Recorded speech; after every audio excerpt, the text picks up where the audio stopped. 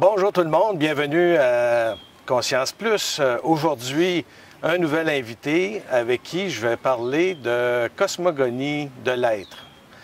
Je vous présente à l'instant, bonjour Pierre Lévesque. Ça va bien Pierre? Ça va très bien Denis. Oui. Alors, la cosmogonie de l'être, c'est quoi la cosmogonie de l'être? Bien. Premièrement, je vais parler de la mienne, ma cosmogonie.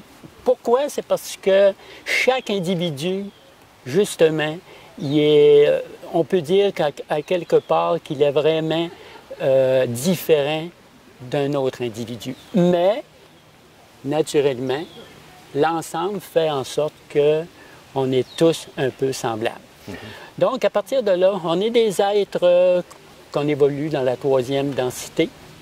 Et on a une perception à 3 dimensions. On a accès à une 4e dimension qu'on appelle l'astral, donc l'égrégore astral. On possède un corps, une matière. J'aimerais faire immédiatement la différence qu'on peut...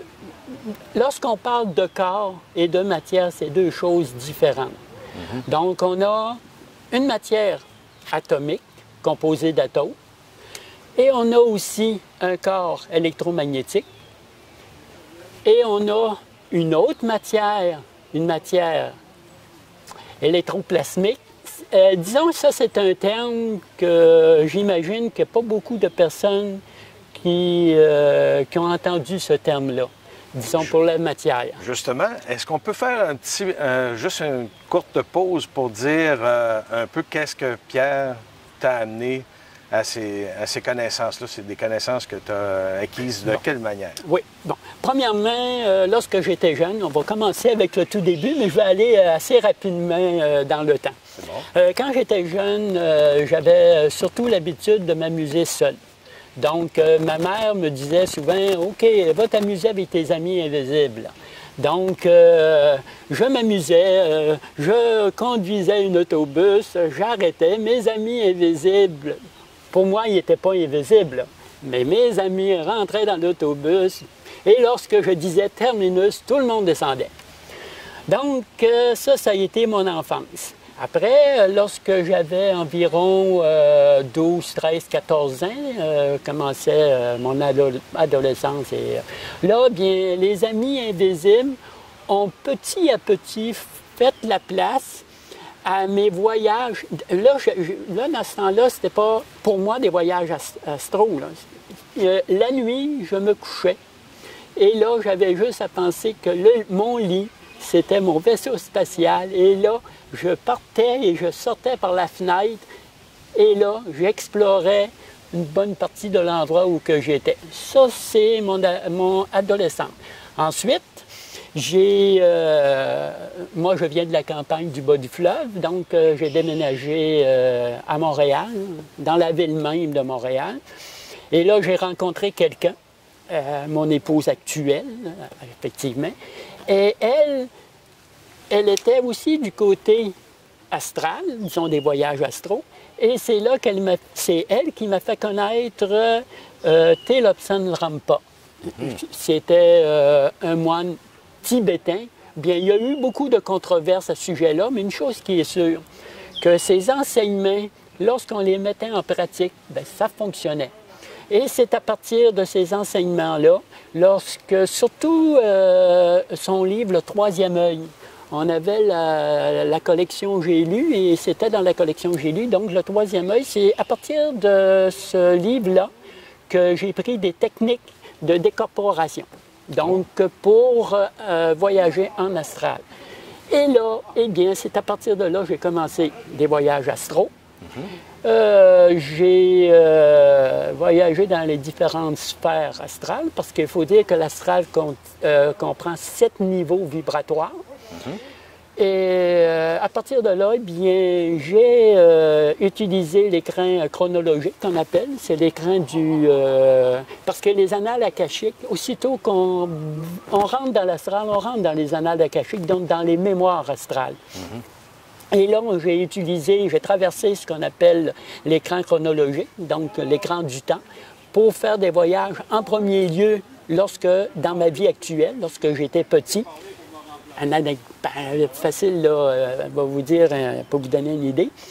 J'avais quoi, 24, 25 ans. Là, j'ai retourné dans ma vie actuelle, mais lorsque j'avais 5-6 ans, que je m'amusais avec mon petit tricycle à l'intérieur de la maison qui tournait. Et moi, je me voyais de haut, du coin de la maison. Et immédiatement, juste l'effet de prendre contact ou de me regarder, je me suis projeté dans moi-même. Puis là, je faisais moi-même le tour de mon père, qui était en train de travailler dans la maison. Donc, à partir de là, bien, j'ai été dans ce qu'on appelle, entre parenthèses, nos vies antérieures. Ça, c'est un bémol. Il faut mettre une bémol. Parce que lorsqu'on traverse les camps chronologiques et on n'a pas de référence dans notre vie actuelle, parce que lorsque j'avais 5-6 ans, j'ai une référence, donc j'ai une mémoire de ce qui s'est passé. Mais lorsqu'on n'a pas de référence puis une vie antérieure, c'est comme s'il prendrait une cassette, il la mettrait, puis la cassette qui correspond le plus à notre vie actuelle. Donc, c'est pour ça que je dis qu'il faut mettre un bémol. Et ensuite, eh bien là, j'ai rencontré des conférenciers. Le premier conférencier que j'ai pris contact avec, c'était Daniel Kem. Donc, il faisait une conférence à toutes les semaines. Donc, les 4, 5, on va dire les 6 premiers mois, j'allais continuellement à ces conférences. Et ensuite, eh bien là, j'ai connu Bernard de Montréal. Donc, j'allais à ces conférences. Je n'ai jamais fait de séminaire ou de fin de semaine intensive, ni avec un, ni avec l'autre. Mais c'est là que j'ai appris que l'astral, c'était peut-être pas ce que je pensais de l'astral. OK. Donc, c'est un monde d'illusion puis de manipulation. Et on a été interrompu pour une question de micro, apparemment. Ça, il y a beaucoup de frottis. Alors, oui, effectivement, tu as rencontré Bernard de Montréal. Et excuse, je n'ai pas rencontré effectivement Bernard de Montréal. J'ai assisté à ses conférences publiques. Sans avoir un contact direct. Okay. Le seul contact que j'ai eu direct avec lui, je dois l'admettre, c'est lorsque j'ai acheté son livre « La Genèse du réel » et j'ai fait orthographier naturellement. C'est le seul vrai contact que j'ai eu physique avec lui. Le reste, c'est vraiment à ses conférences. C'est bon. Et puis, eh bien, après cette période de temps-là, donc, inévitablement, on a un contact avec notre double éthérique.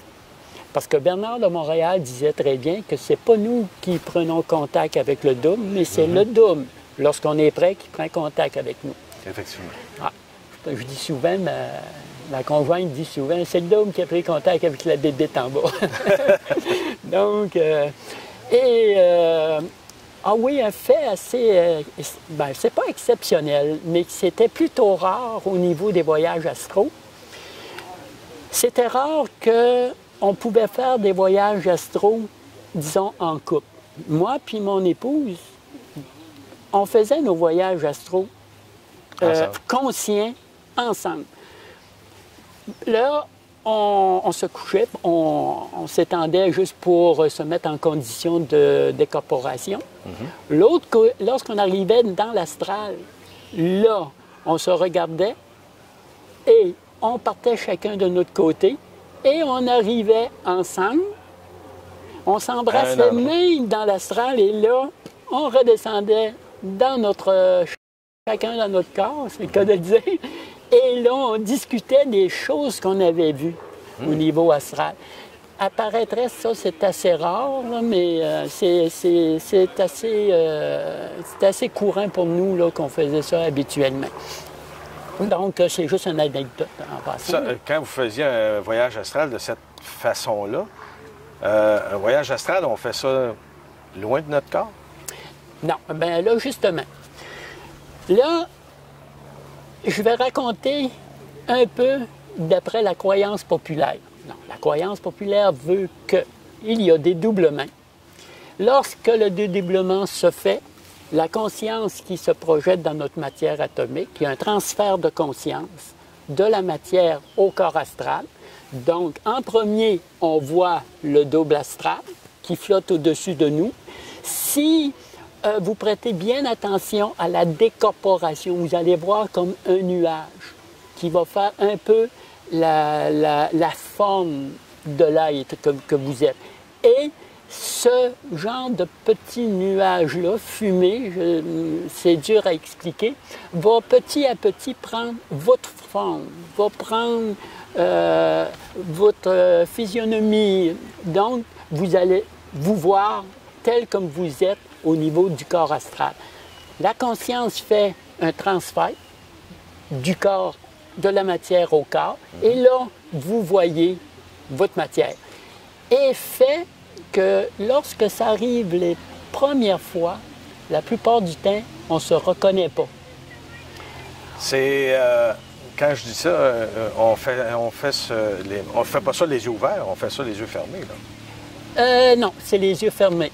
Là, c'est qu'au lieu d'utiliser vos yeux biologiques, biologiques, vous utilisez le troisième œil.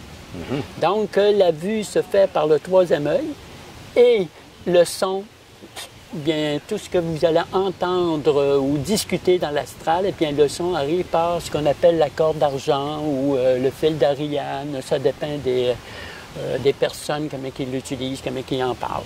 Et à partir de là, eh bien, là, vous pouvez visiter, vous déplacer dans l'astral. Ce qui est un peu compliqué au début dans l'astral, c'est qu'on voyage à la vitesse de la pensée. Donc, si vous n'avez pas une concentration suffisamment, en parenthèse, posée, donc vous pensez à un endroit, vous êtes rendu à cet endroit. Donc, le mieux, nous, qu'est-ce qu'on faisait? On se faisait un itinéraire comme... On faisait un itinéraire comme partir de chez moi, par exemple, pour venir ici. J'ai fait un itinéraire par le GPS.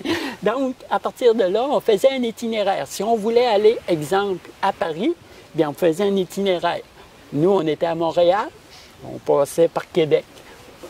Pas nécessaire que ça soit, mais des lieux qu'on puisse se remémorer, qu'on connaît déjà.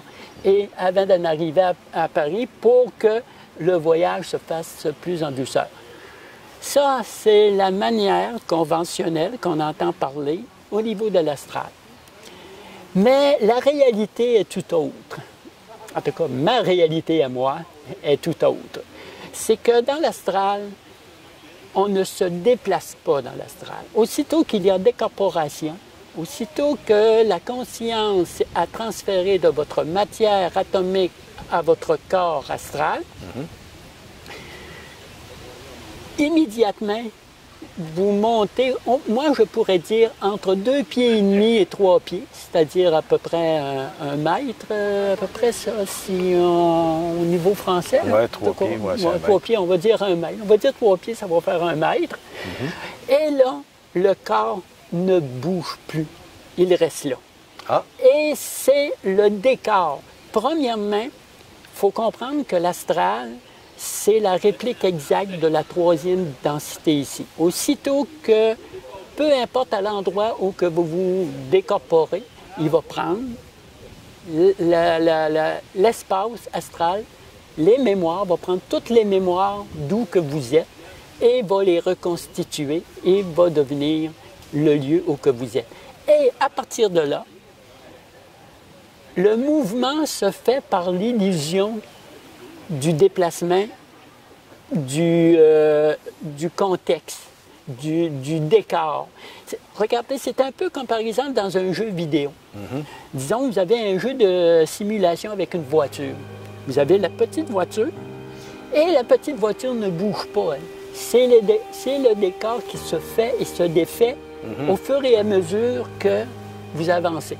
D'accord. Donc, ça donne l'illusion du mouvement, mais en réalité, c'est le décor qui fait cette illusion-là. Wow. Et n'oubliez pas quelque chose, que ce qui est en haut est en bas. OK. Donc, posez-vous la question si c'est vous qui vous déplacez dans la 3D ou ce ne serait pas le décor. L'ensemble. L'ensemble. On parle du physique, là. Oui, du physique. Mais ça, je viendrai plus tard sur ça parce qu'il y a des concepts qu'il faut comprendre, qu'il faut connaître. OK. Prenez comme par exemple de plusieurs qui peuvent comprendre, ils peuvent connaître Nassim Haramein. Nassim Haramein, c'est un physicien, puis aujourd'hui, il est plus ou moins le top au niveau physique quantique. Et dans une de ses conférences, Nassim Haramein dit, vous voyez ma main? Il dit, ma main se défait et se refait, se défait et se refait. Mais ça va tellement rapidement que vous avez l'illusion que votre main s'est déplacée dans l'espace. Et ça, c'est scientifique maintenant. Allez sur YouTube, je crois, l'univers connecté avec Nassim Haramein et vous allez voir, c'est en français même, sa conférence. Donc, au niveau astral, le principe est le même. Vous vous déplacez, mais c'est le décor qui donne l'illusion du déplacement. Disons par exemple que vous décidez d'aller en Chine. Bon, en Chine, c'est comparativement ici au Québec, c'est à l'inverse. C'est à l'inverse. Bon, vous décidez d'aller en Chine. C'est assez loin. Mais en plus d'aller en Chine, vous décidez d'y aller, mais au tout début de l'ère moderne, c'est-à-dire à 1er siècle, 2e siècle, à 100 ans ou 200 ans. Donc, en plus d'avoir la problématique du déplacement, de l'endroit, vous avez aussi la problématique du temps. Quelqu'un arrive près de vous, comme moi par exemple, « Hey Pierre, réveille-toi ». Dans l'espace d'une fraction de seconde, vous allez partir de la Chine antique, du 2e siècle, revenir dans la Chine moderne, revenir, je vais vous dire quelque chose, vos cellules ne pourraient pas, un choc semblable ne pourra pas supporter un choc semblable. Donc, c'est le décor qui se défait puis se refait. Point à la ligne et vous revenez dans votre corps. OK. Est-ce qu'on peut le faire dans le temps en avance? Tant qu'à le faire dans le futur. Dans le futur. Oui, oui. Oui et non. La problématique qui arrive avec le futur, dans un futur assez rapproché, dans un futur proche, mais dans un avenir éloigné, c'est plutôt problématique. Pourquoi? C'est tout simplement parce que votre futur n'est fait que de probabilités. Donc, dans les conditions actuelles où que tu es, présentement, probablement, avec ton intention que tu as, probablement que tu vas être chez toi à une telle heure ce soir. C'est une probabilité. Mais c'est probable, en cours de route, tu décides, par exemple, de dire, ah, ben on passe une telle place. Ben si on passe à une telle place, on va manger à une telle place. Si on décide de prendre une marche avant puis une telle place, ben probablement que tu ne seras pas à l'heure prévue à l'endroit où que tu es. Donc, le futur n'est fait que de probabilités. Donc, allez faire tirer les cartes, les lignes de la main, ce n'est qu'une probabilité en fonction du présent que vous avez. Donc, il ne faut pas mettre l'importance sur ce que quelqu'un va nous dire sur son avenir. C'est ça. Pour la bonne et simple raison que là, ça va être juste en surface, juste pour que les personnes comprennent ce que je veux dire. C'est que le temps, en lui-même, n'est fait que de mémoire. Le temps, c'est de la mémoire. Qu'il soit passé, présent ou futur, ce n'est que de la mémoire. On vit dans une illusion mémorielle. Donc, cette mémoire-là, qui est transférée vers le futur, parce que le présent est la continuité du passé, c'est sûr que c'est plus facile de dire que le passé, c'est de la mémoire. Exemple, tu m'as téléphoné jeudi, je crois, jeudi midi. Tu m'as téléphoné pour l'entrevue aujourd'hui. Oui. Donc, moi, c'était jeudi passé, c'était aujourd'hui du futur. Donc, pour moi, je pourrais dire, bien, quelle est la mémoire? Bien oui, il y a une mémoire parce que j'ai mémorisé qu'aujourd'hui, qui était samedi, il fallait que je te rencontre. Donc, mon futur était quand même une mémoire. Deux intentions qui étaient à la même place. Deux intentions qui étaient à la même place. Donc, puis à partir de là, bien, il faut comprendre aussi de quoi... c'est parce qu'on vit dans un temps chronologique. Donc, c'est un temps fragmenté. Prenez un fichier, par exemple, qui est compressé. Vous décompressez ce fichier-là. Donc, on vit dans un temps décompressé, donc dans un temps fragmenté. La conscience, c'est elle qui se projette dans la matière, ne se projette pas dans un temps qui est décompressé, dans un temps compressé. Oui, parce que la conscience ne représente que le présent. OK. La conscience est le pointeur du présent. Qu'est-ce qui se passe présentement? Donc, la conscience est hors temps et hors espace. Elle se projette dans la matière qui est le centre de traitement des données et elle met ces données-là, cette mémoire-là, au présent. Donc, on peut dire que la conscience actualise une mémoire, qu'elle soit passé, présent OK. ou futur, elle actualise cette mémoire-là et elle le met au présent. Comme par exemple, jeudi passé, tu m'as appelé. Bien, aujourd'hui, elle a actualisé cette mémoire-là pour notre rencontre. Mais c'est sûr que c'est un peu difficile parce que ça serait trop long de commencer à développer on fera une autre fois, là, développer sur la nature du temps, sur la structure du temps. Là, on parle de kéros, de chronos. On parle du temps événementiel. Là, ici, c'est le temps chronologique. Puis, on a trois types de temps. Le temps linéaire, le temps horizontal et le temps vertical. Donc, chaque partie de notre être correspond à un temps. Et notre temps chronologique, c'est un temps qui est décompressé, qui est fragmenté en secondes, en minutes, presque à l'infini jusqu'à des années-lumière.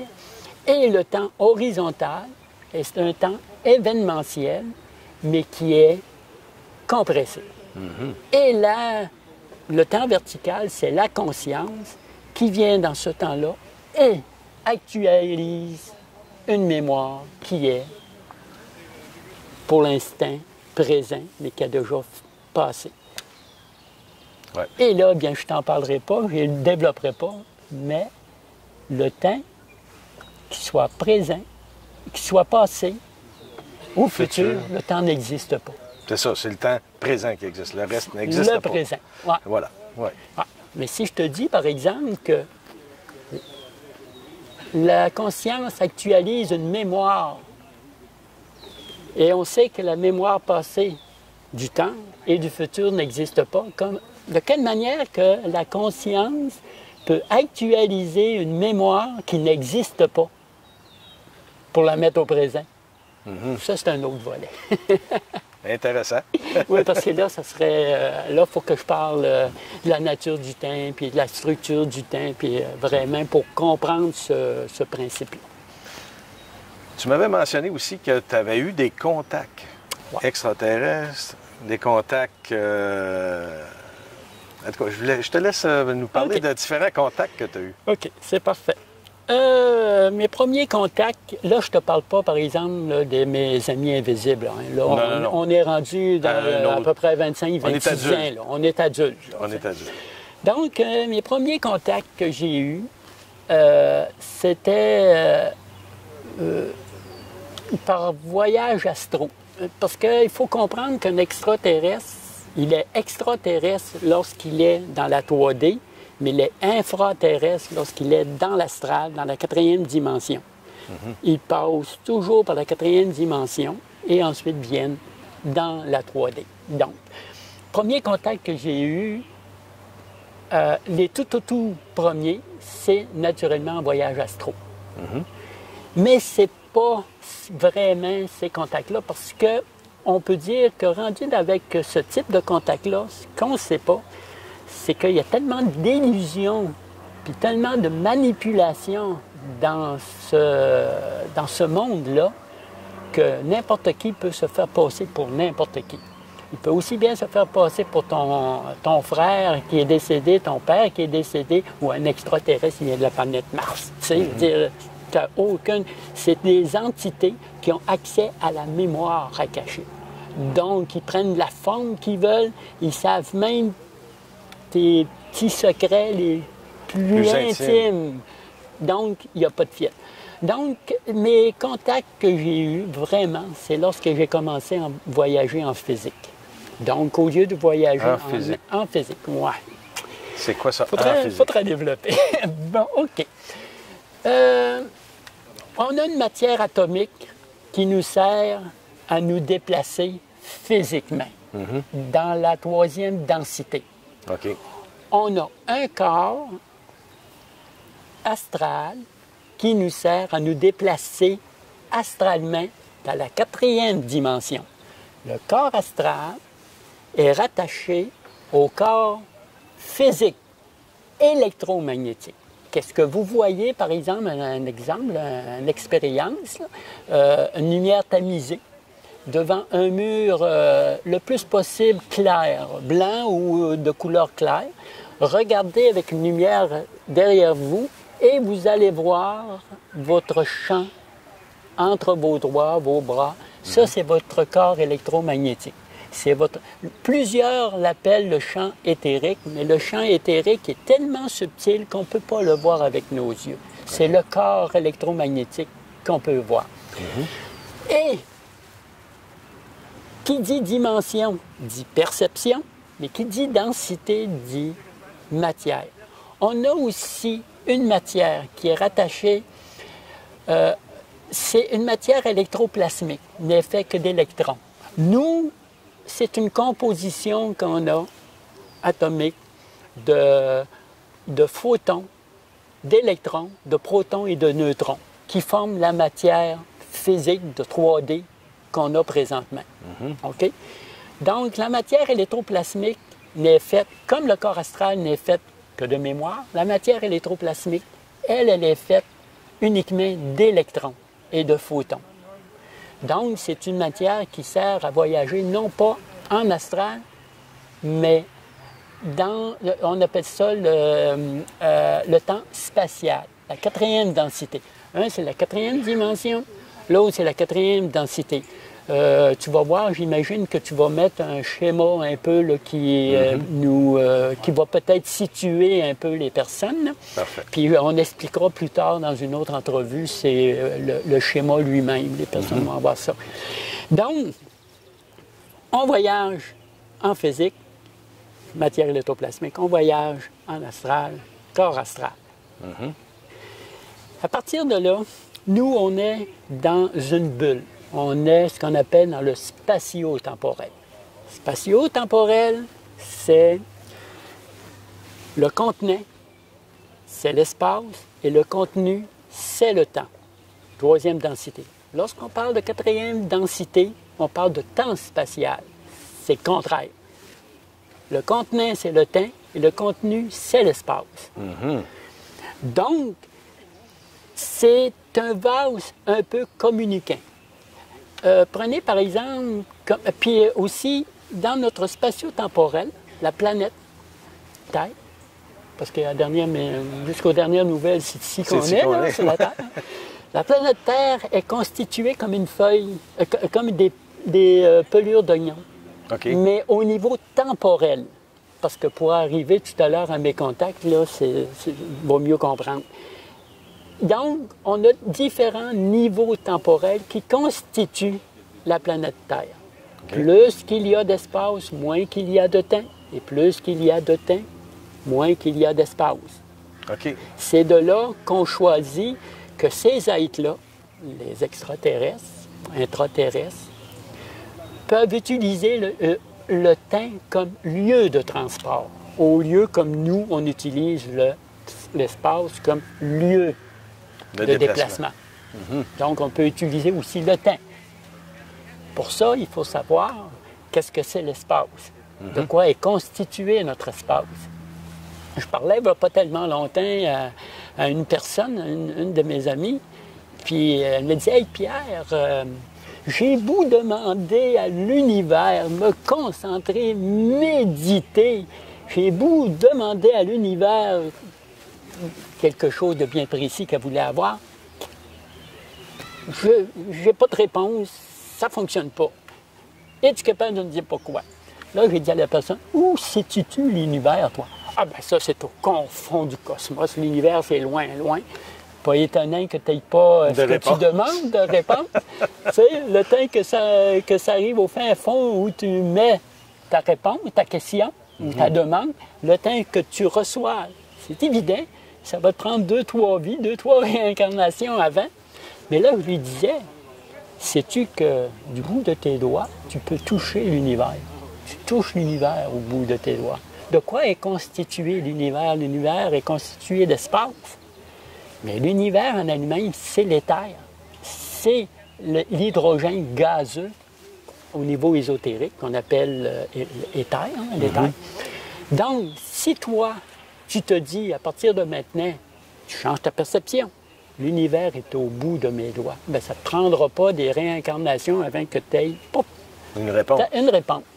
Là, il y a des techniques un peu, mais elle y allait d'après les fameux livres puis les demandes à l'univers. Oui, oui, oui. Donc, là, il y a des petites clés qui manquent encore. Oui, c'est ça, là, ouais, c'est des petites clés. Fait que là, l'univers est à notre portée. Au bout des doigts. C'est ça. Tu touches l'univers au bout de tes doigts. Là où s'arrête ton écran, on parle d'aura. L'aura, c'est ton écran, c'est ton champ magnétique, l'aura. Parce que tu as ton champ électromagnétique, OK? Bien, c'est l'éther.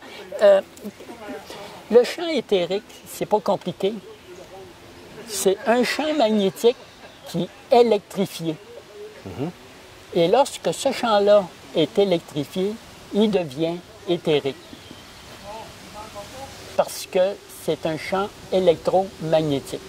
Donc, je dis souvent, regarde, ton champ éthérique qui dépasse notre matière l'épaisseur d'un doigt.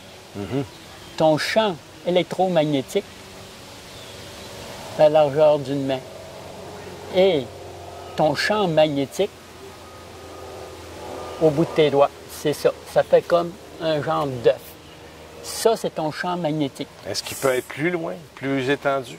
Plus étendu. Mettons les différents niveaux, les différents corps. Après le champ magnétique, ça, c'est ta réalité à toi. Mais tu as une réalité collective. Cette réalité collective-là, tu la prends dans ton champ morphogénétique.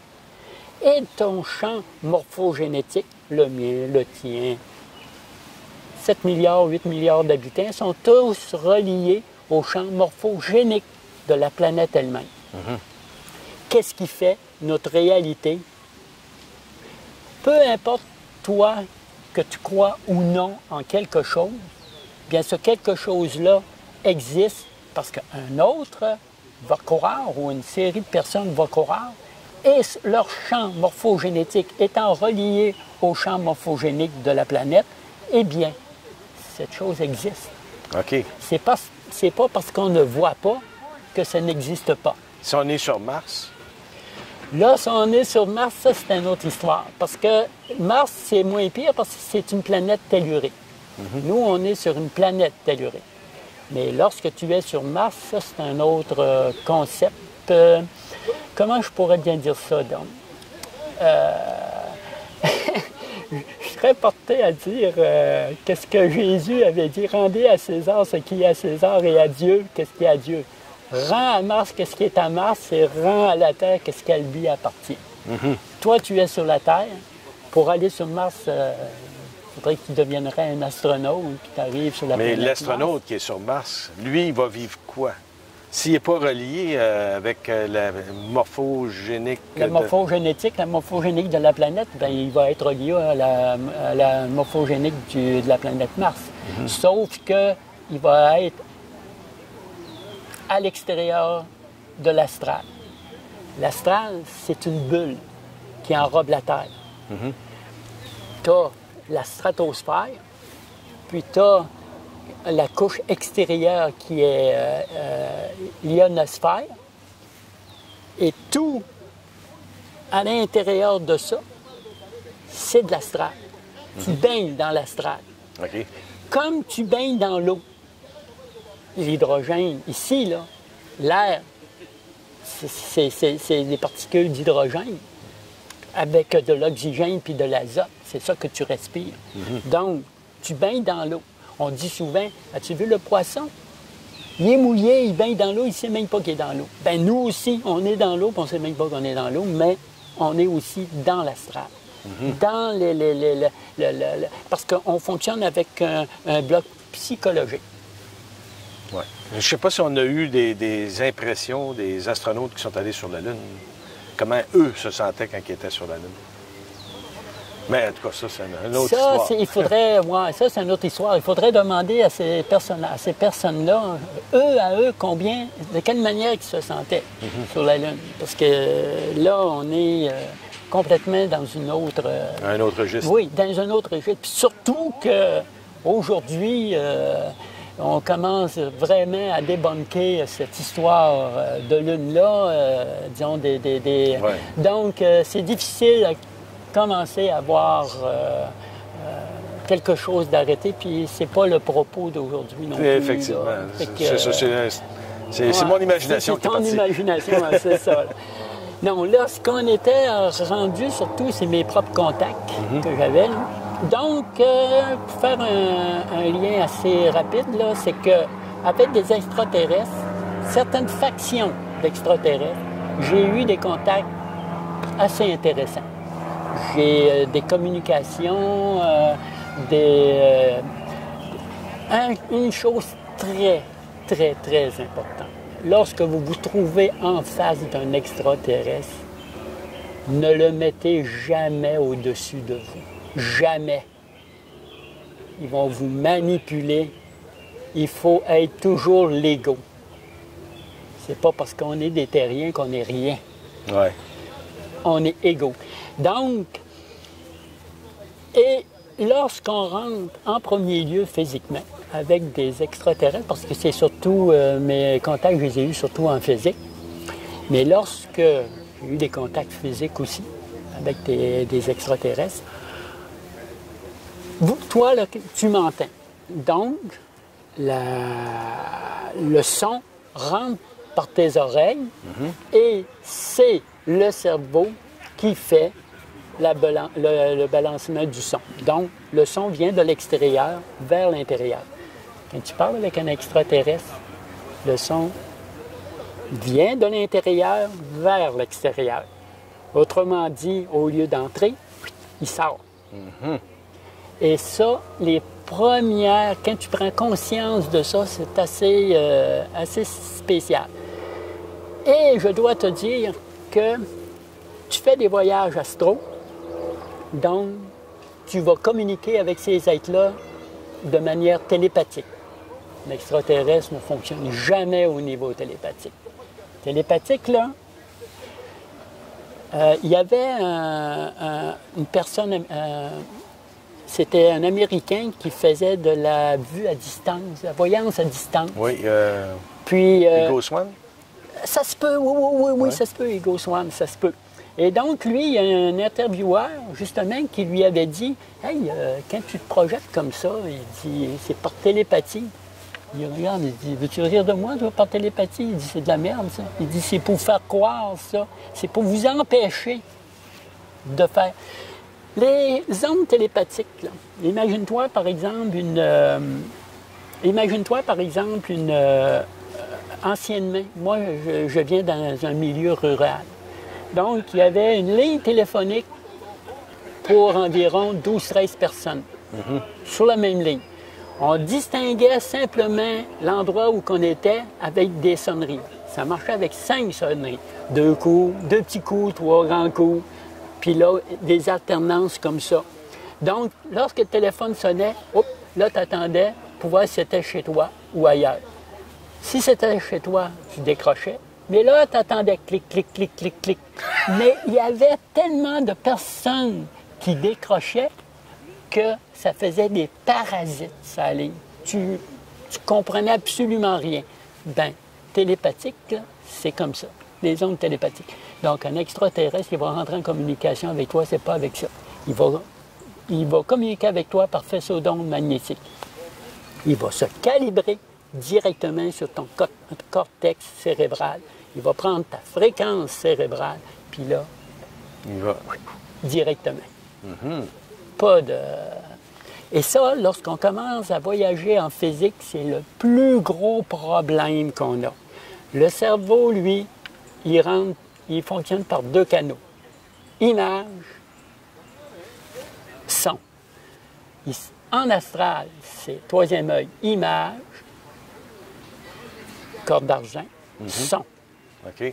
Mais faisceau d'onde, c'est pas comme ça fonctionne. Image et son sur le même canal.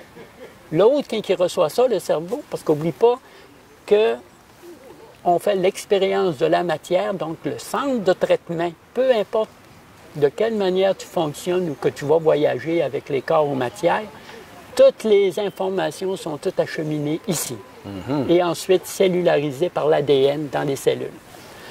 Donc, imagine-toi, par exemple, anciennement, on avait deux câbles vidéo, un câble vidéo puis 2 câbles audio. Ensuite, c'était la lumière, là, DHS, je crois. Là, en tout cas, l'image, le son par la lumière, mais ça arrivait toujours par le son.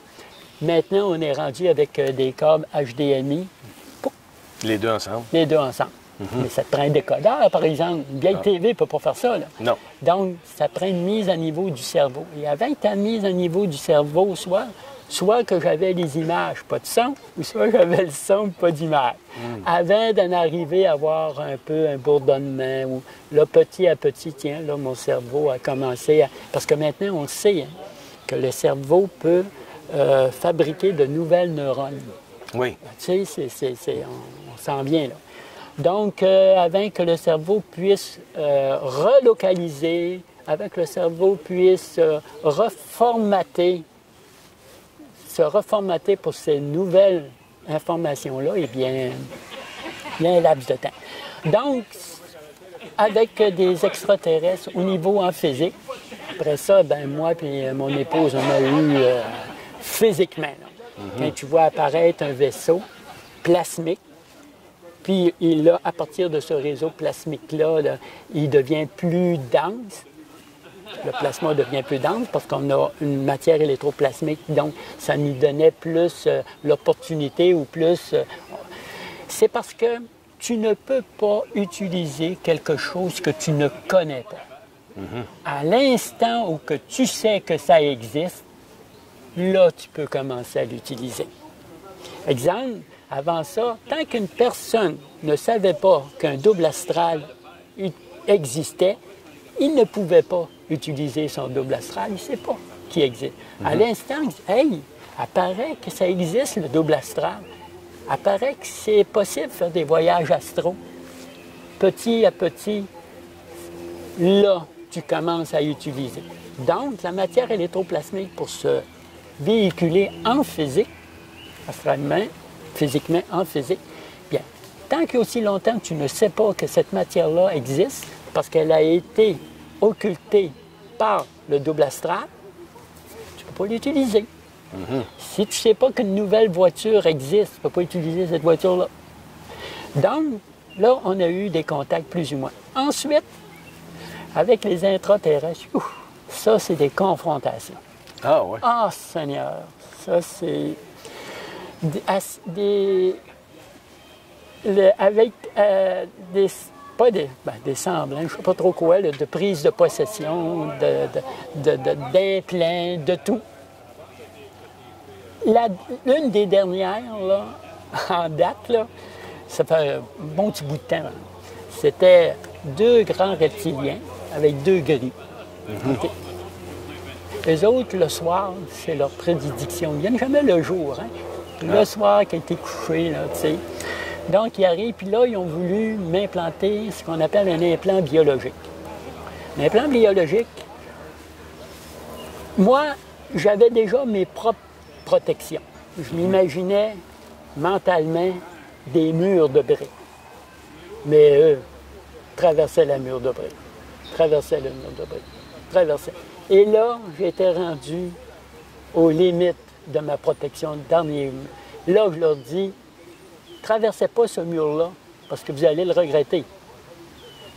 Mais eux autres, je bluffaient, là, tu sais.